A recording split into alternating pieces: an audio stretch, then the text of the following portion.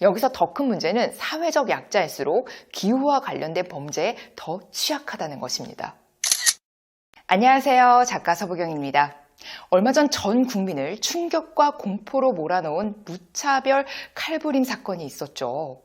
7월 말 신림동에서 30대 초반의 남성이 대낮에 흉기를 휘둘러 1명이 사망하고 3명이 다쳐 병원으로 이송됐는데요. 그로부터 3일 뒤 구로구 아파트 주차장에서 70대 남성이 50대 여성을 흉기로 찌르고 도망갔다고 합니다. 또 얼마 지나지 않아 분당에 있는 한 쇼핑몰에서 22살 남성이 14명에게 흉기를 휘둘러 중경상을 입혔는데요. 이 사건을 두고 모방범죄다, 정신적, 정서적 문제로 바라보고 있는 분들이 꽤 많은데요. 저는 오늘 이 사건을 기후변화의 관점에서 말씀드리려고 합니다. 학술지 사이언티픽 리포트에 따르면 인간의 신경 전달 물질인 세로토닌은 인간의 공격성을 제어한다고 합니다. 그런데 이 세로토닌이 고온에 취약하다고 하는데요. 요즘 같은 무더위가 극심한 시기에는 세로토닌 결핍으로 이어지기 쉽고, 이러한 세로토닌 결핍은 아드레날린과 엔도르핀 같은 호르몬 분비 조절을 제대로 할 수 없게 만들어 폭력성과 공격성을 증가시킨다고 합니다. 세계경제포럼은 지난해 발표한 폭염과 정신건강 보고서를 통해 기후변화가 2090년까지 전 세계 모든 범죄율을 5% 증가시킨다고 밝혔습니다. 지난 10여 년간 미국과 유럽 학계에선 날씨와 범죄, 그리고 폭력과의 상관관계에 대한 연구가 쏟아져 나오고 있는데요. 2018년 한 해 그리스에서 발생한 137건의 살인사건 중 3분의 1가량이 평균 25도 이상인 날에 접수가 되었다고 합니다. 미국에서도 이와 유사한 집계가 나왔는데요. 미국 총기 폭력 기록 보건소에 따르면 올 상반기 미국 전역에서 발생한 총기 관련 범죄 356건 중 4분의 1이 폭염이 터진 6, 7월에 발생했다고 하는데요. 2021년 미국 공공경제저널에 실린 기온과 로스앤젤레스 총기 사건 관련 연구를 통해 기온이 35도 이상일 때 기온이 15도에서 21도 사이에 비해 총기 범죄율이 12%나 늘었다고 합니다.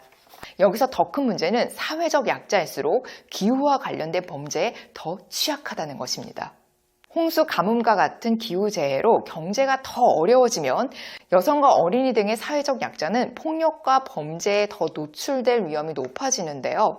특히 네팔, 방글라데시, 인도, 파키스탄처럼 경제와 소득이 기후에 좌우되는 농업이 주요 산업인 경우 날씨 탓에 생계가 곤란해지자 화풀이 대상으로 여성을 지목하는 겁니다.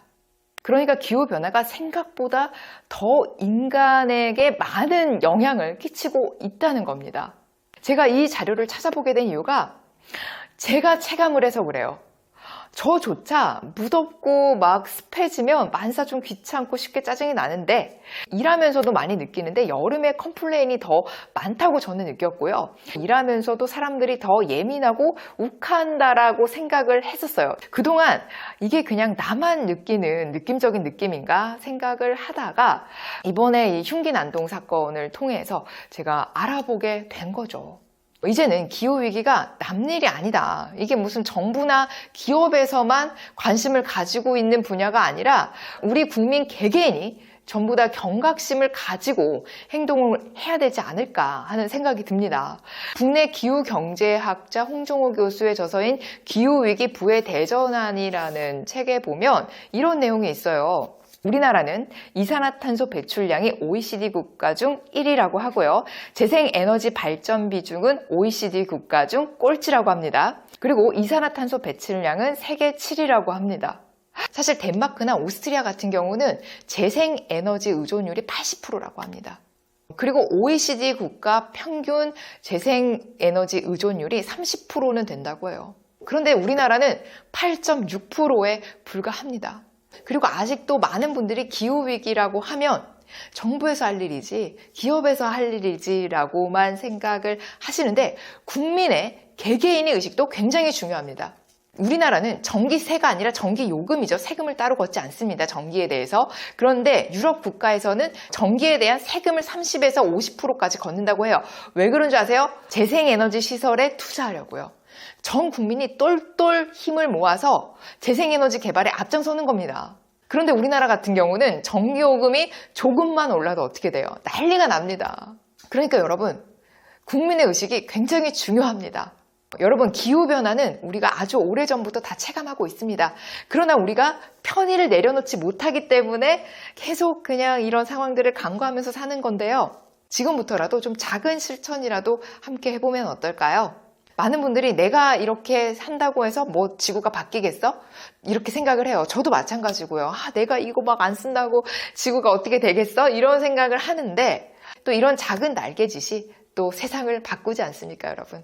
그리고 무더운 더위에 화도 잘 다스리셔서 괜히 주위 사람들한테 짜증내고 화내고 이렇게 하면서 감정 상하고 그러지 말자고요. 그 화가 또 나에게 더 큰 화로 돌아옵니다.